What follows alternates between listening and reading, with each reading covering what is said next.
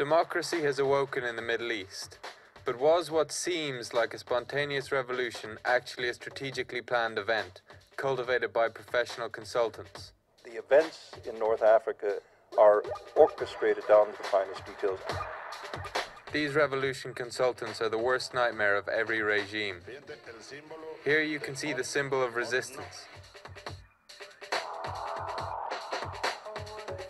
We are becoming the red flag for the secret police of these places.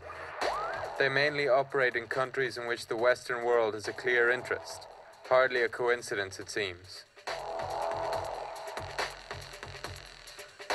The institutions that support him, you take those away, the regime has to fall. Cairo in early February. The sudden appearance of the wild horsemen at this demonstration shocked the world over. Storming into the crowd, they split the peaceful demonstration apart. Yet what seemed like a brutal attack by the Mubarak regime was actually a staged affair, intended for the national and international media. The message? Egypt is in a state of chaos.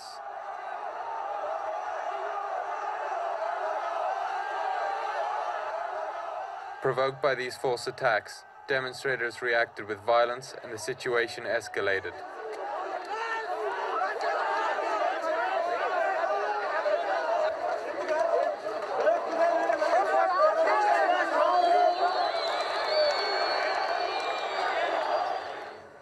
Right from the start, the revolution consultants follow a specific strategy, a strategy developed by the Serbian organization Otpor.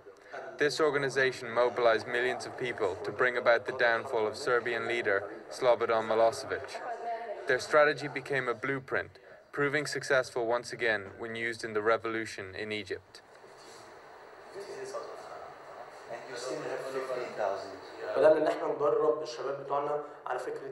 Otpor organized workshops in the outskirts of Cairo.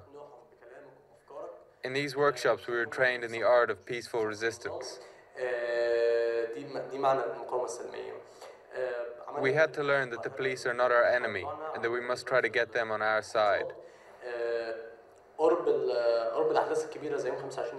We had to impress people with the idea of non-violent resistance.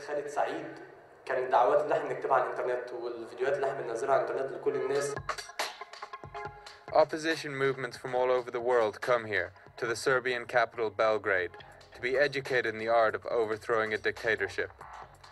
The Serbs have used their experience 12 years ago to form a revolution training school, the Center of Strategy for Non-Violent Resistance, or for short, CANVAS.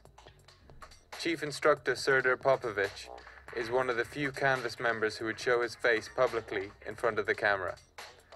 It was here in his office that the Egyptian revolution was planned. The trick is that you don't push, you pull. What you're actually doing is actually persuading these people from the police force, from military force, that there will be a place for them in the new Egypt. And it isn't just Egyptians getting trained in the art of revolution here. The part of our work now is focused back to Middle East because of the few reasons. First of all, the struggle is not over. And we're already talking about 8 or 9 different countries. In some of these countries, which I, of course, wouldn't mention, we have very good groups which we are communicating with. We don't want to endanger these groups, so we wouldn't speak about this openly. In some of these countries, we are just observing situation and preparing analytics. It is very interesting what will come out of it. Ovu fleku sigurno I nepovratno skida ovu I slične mrlje. Deluje. Gotov je.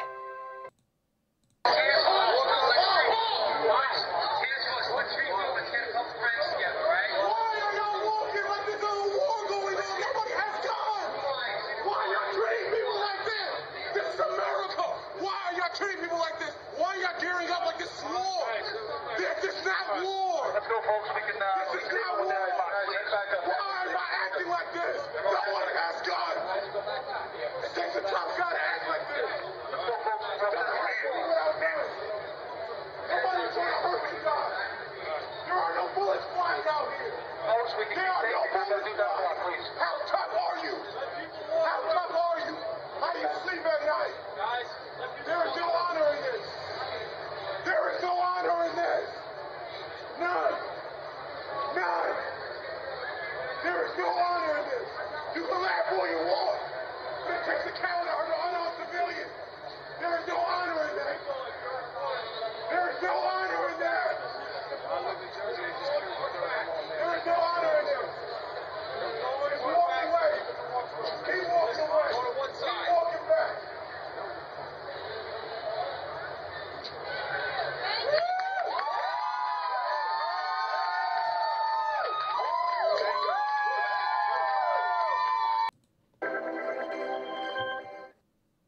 He saved America's auto industry. Can he save the Postal Service as well? We're talking about Ron Bloom. Jennifer Levitz has the story and joins us now. Jennifer, the Postal Service in real dire straits. Why are they looking now to Ron Bloom to help turn things around? Well, this action was taken by the National Association of Letter Carriers. And, you know, they're saying, look, we have this huge infrastructure. We have 32,000 post offices, the nation's largest fleet of trucks. We go to 150 million addresses a day. Surely there's something that can be done with this besides just dismantling it.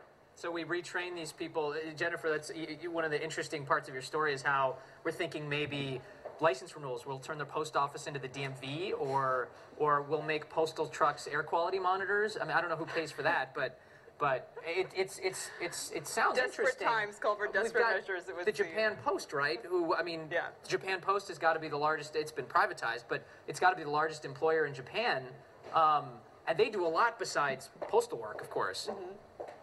Exactly, and not only Japan, but Switzerland and Australia and just a whole host of countries. The GAO actually came out with a report this year saying, hey, here's some things you should consider as you look to modernize. Jennifer, do we, at this point, you think, privatize the Postal Service? Is that the answer? Is that will the Postal Workers Union be in favor of something like that if it also ultimately means saving it? I don't imagine that anybody will be privatizing it. The Postal Service is a strange animal in that it's a government agency, but it's supported by postage fees. And so it's really not a taxpayer-supported institution. But at the same time, it's actually one of the only government agencies that's authorized in the Constitution. So they have to provide service. And they're in this strange situation right now where they're trying to figure out, okay, we want it to act more like a private company. But yet a private company would probably start closing down a lot of post offices that are unprofitable. And nobody wants that. Hello everyone, welcome to Global Government News. Today is Monday, October 17th, 2011. I'm Darko. This is my website, ggnonline.com. Also on YouTube is ddarko2012. You can enter your email address here to get updates from GGN. Also have a news archive, and you can donate there as well. This poll has just been closed, but it says here, do you believe the Occupy Wall Street protest will succeed in convincing government and Wall Street officials to meet their demands so far, or just basically the results? And results are 53% said no, followed by 22% saying maybe. And I'll have a new poll up there before my last video is made. Most of the links should be posted in the YouTube's video description, so go in there and check them out. Okay, I'm going to get moving here. Postal workers to get $2.8 million for nothing, says in Sioux City, Iowa. There are about 40 United States postal workers getting paid for doing nothing. What's more interesting is that their checks may continue to be in the mail for the next 3.5 years, which with benefits total more than $2.8 million. It says here the postal processing facility was closed down in early October, but not until it says here, after members of the Postal Union had signed a 4-year contract in May guaranteeing paychecks until 2015. And so you'll be seeing a lot of advertisements online right now. I've seen them with the Postal Service talking about, oh, how safe it is, from the terrorists and stuff like that. You never know when you're going to get some anthrax in your mail. Or you have the door-to-door stuff. And again, I've talked about this before. The door-to-door thing, door delivery, is kind of a waste in my opinion. I mean, people should just kind of go every couple days and go pick up their mail. And a lot of times in rural areas, that's what they have. You could just go pick up your mail in a box. But it's usually in urban areas, and suburban areas where you have your mail delivered to your house. And also you have a lot of junk mail. It's mostly junk mail. Very few are bills in that, because mostly it's done online now. So there's really not a big need for the Postal Service. That's why they're trying to keep this dead, dying beast alive. And it was interesting that they actually included in there that it's actually public private, and that the postal office, or the postal service, it was the postal office when it was public, and then when it became private, they said, oh, it's not private. And when it became corporatized, back in the day, what it was about 30, 40 years ago, you know, it wasn't allowed to have any competition, so you just have this big, huge monopoly that's written in by law. Okay, so we have Citi Q3 net rises boosted by accounting gains. So it says here, Citigroup Incorporated reported higher third quarter earnings on Monday, helped by rising income from Asia and an accounting gain banks can take in the turbulent market. So in other words, maybe they rigged their books there, cooked the books, and got good positive numbers. U.S. industrial production barely increases. Then moving on here, we have new shopping behavior poses retail risks. Ooh, it's a risk now. People are going into stores with shopping lists and sticking to them and not buying shit that they don't need. And you can say, well, Darko, 2/3 of the rigged economy is consumer spending. And I would say, yes, that's true in a rigged economy. But in a free economy where there's people can barter and trade, do whatever they want, and there isn't government intervention, people would be more wealthier. They would be wealthier. Businesses would be able to create more jobs. People would have more disposable income to spend, and you wouldn't have to be haggled at the store because you're not spending enough money. And this whole thing about 2/3 of the economy, well, you know, the economy is nothing more than people spending. So it's really 100% of the economy is people spending. But also it's investment as well. And so, like, I don't want to go into this whole thing because I just want to finish up this video. And, you know, I'm not a genius, and I'm not even that smart at the economy, and I don't even really prefer to talk about it. I let, like, Chota Boy and them go on their comment board and just basically correct everything I say. So I really don't want to go too far into it anymore. But I did want to make my point. My point is that when they talk about the economy, they're talking about the dollar bill, which is just basically an IOU. And if people were trading in stuff with intrinsic value, gold, metals, whatever it is, bartering with, you know, I trade tobacco and you give me alcohol, then, you know, that's something of substance. And yes, it can change in value based off the, you know, the supply of it.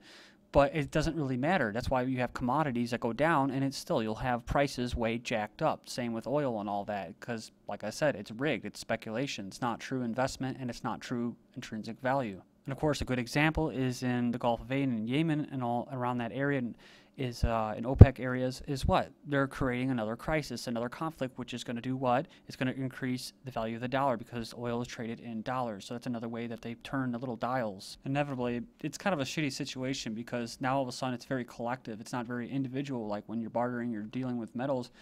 You don't care what other people are doing, you know what I mean, for the most part, whereas you're dealing with that paper, funny money dollar, and it's all based off Federal Reserve interest rates and all that type of fraud that's going on. It says here with gas prices that they're going to continue to rise. Industry boss warns gas and electricity prices will continue to rise for UK households regardless of government intervention. Industry bosses have warned. You can go in there and check out that article about them keeping people in the stores and the ways that they're going to try to change and modify their behavior.